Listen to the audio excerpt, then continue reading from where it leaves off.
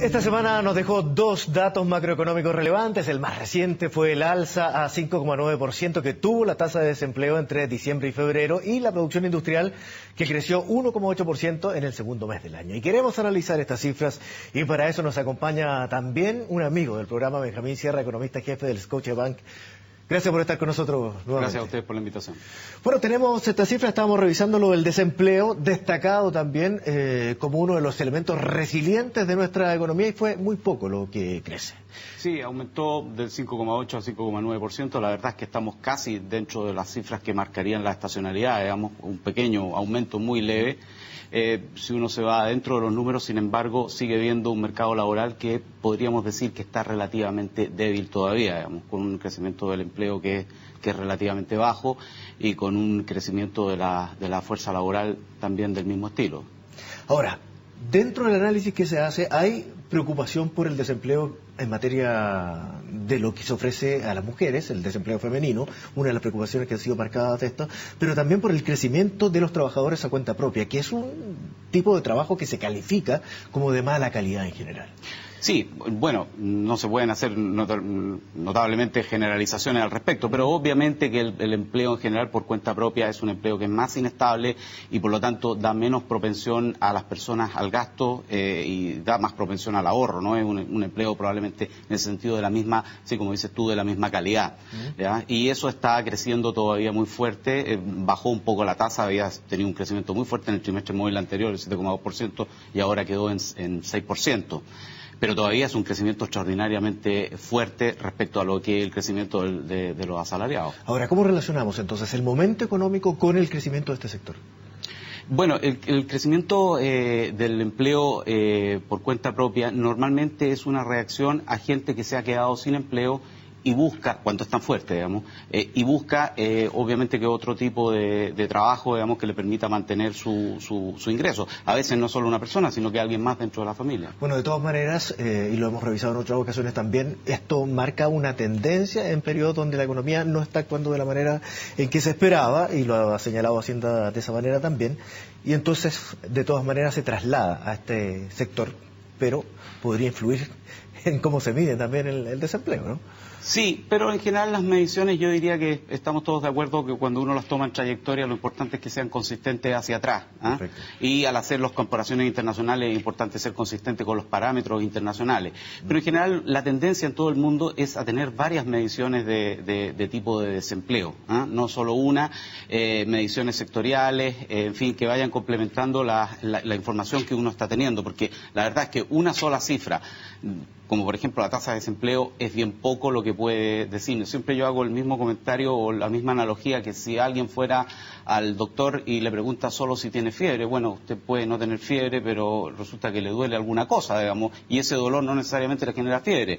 Entonces, a lo mejor como tenía un dolor, además se tomó alguna pastillita, algún analgésico, y eso le ayudó a mantener incluso la fiebre baja. Entonces, hay que tener mucho cuidado porque hay que buscar cosas que sean más generales y buscar también consistencia entre las cifras.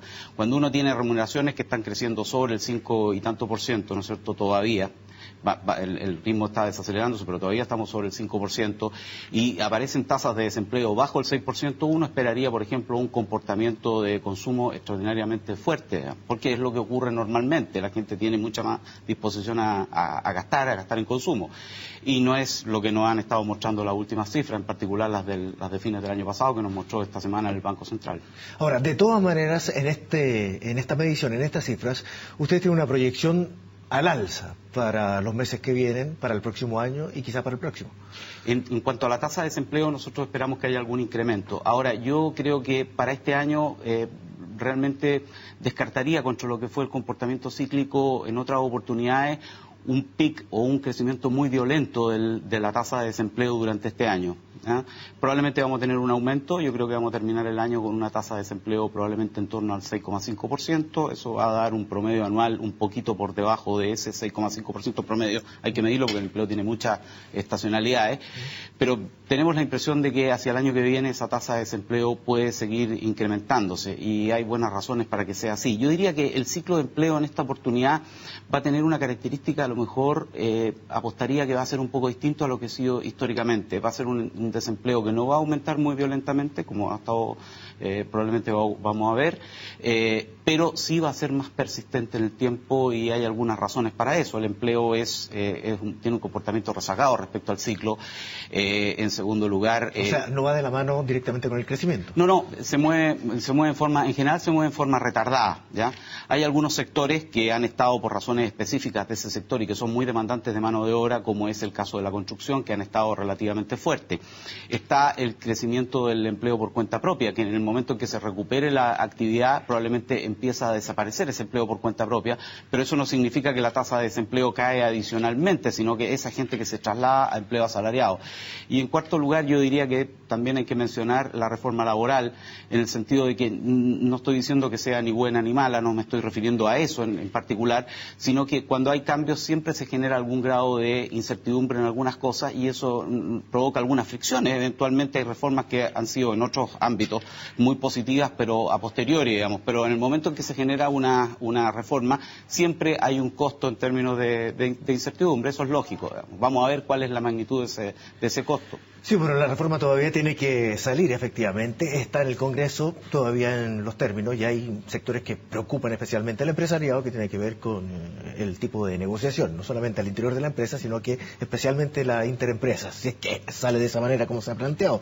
De todas maneras, el ministro hoy día, Izaguirre, señaló que necesitan que las reformas maduren antes de pensar en nuevos cambios. Lo dice de esta manera textual y lo estoy leyendo.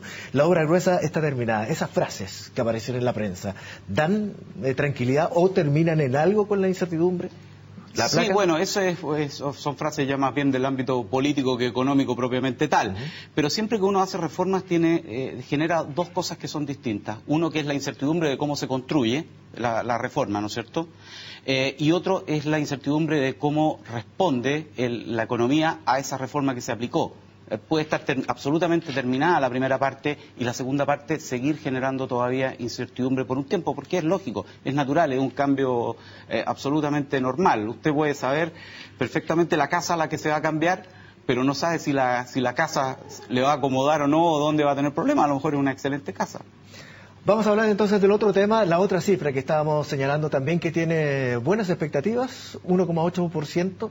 En la producción industrial, ¿lo sorprende a usted o más o menos estaba? Bueno, esto fue bastante más alta de lo que esperábamos. Nosotros, de hecho, aún en el sector manufacturero esperábamos una contracción, el resultado fue positivo, lo mismo en el sector minero, el resultado fue bastante bueno. Sí, estamos viendo precisamente la gráfica donde aparece desglosado cada uno de esos sectores. Hablamos de una minería con un 1,8%, no es el cobre precisamente, sino el molibdeno quien lo impulsa, pero de todas maneras es una cifra positiva después de harto tiempo. Por supuesto, no, en el caso de la minería tuvimos un resultado, como decía, que es relativamente sorprendente. En el caso del sector manufacturero también fue positivo porque esperábamos una contracción. Electricidad, gas y agua, que es un sector más chiquitito dentro del PGB, pero también tuvo un desempeño positivo, y el comercio minorista tuvo un muy buen aumento de las ventas. Ahora, todo esto hay que ser muy cuidadoso porque febrero es un mes normalmente un poco extraño. Todos los meses tienen sus propias particularidades, pero febrero es un mes que es muy corto, es un mes que en Chile está caracterizado por las vacaciones, y quienes vivimos en Santiago sabemos que a veces la gente se toma las vacaciones más hacia enero, más hacia febrero. Eso es algo que va cambiando en el tiempo y por lo tanto las cifras siempre hay que tomarlas en tendencia, no las cifras puntuales para los análisis generalmente son muy tentadoras porque llegan a conclusiones rápidas, pero hay que tener mucho cuidado y fijarse más bien en las tendencias que en una cifra puntual. Ahora, estas cifras calificadas como positivas y para algunos una sorpresa también, ¿podrían reflejarse en el próximo IMASEC? Bueno, nosotros esperamos que sí. La verdad, nosotros estamos en el rango positivo o más optimista, digamos, del mercado. Nos está dando alrededor de un 3,3%. Y eso sería muy bueno, digamos, porque sería, aunque es un mes chico dentro del año, pesa poco, probablemente el que tiene el PGB más bajo del año. No probablemente es el que tiene el PGB más bajo del año, sin embargo sería una noticia positiva. Más que eso yo me fijaría en lo que van a mostrar las tendencias. Esperanzadoramente yo diría que estas cifras sectoriales mostraron la posibilidad de que tengamos alguna tendencia positiva en ese IMASEC, pero, insisto, el IMASEC es una cifra puntual también y una cifra puntual a la cual todos nos acercamos a través de supuestos porque no manejamos todos los datos con los que se construye el IMASEC. Hay supuestos muy importante sobre servicios, por ejemplo, que son sectores muy relevantes. Uno hace buenos supuestos y se puede acercar, pero igual que se acerca, de repente pasa por periodos en los que se aleja, porque en esto los modelos son bastante inestables. Hay una ofensiva de parte del gobierno para tratar de recuperar la economía, lo dijo ayer y lo anunció el ministro de Hacienda, también con el ministro de Economía estaba presente en esa ceremonia, y hay proyecciones del Banco Central que indican que vamos a tener a lo mejor en un año difícil una leve recuperación hacia el fin de año ya para poder estabilizarse un poco en esa tendencia en el próximo año. ¿Ustedes la comparten también? Bueno, nosotros mantenemos nuestro pronóstico de crecimiento que hicimos en noviembre, 1,9, 1,8% para el año, con sesgo a la baja. No lo hemos modificado. Eso fue en noviembre, antes del IPOM que publicó el Banco Central en diciembre.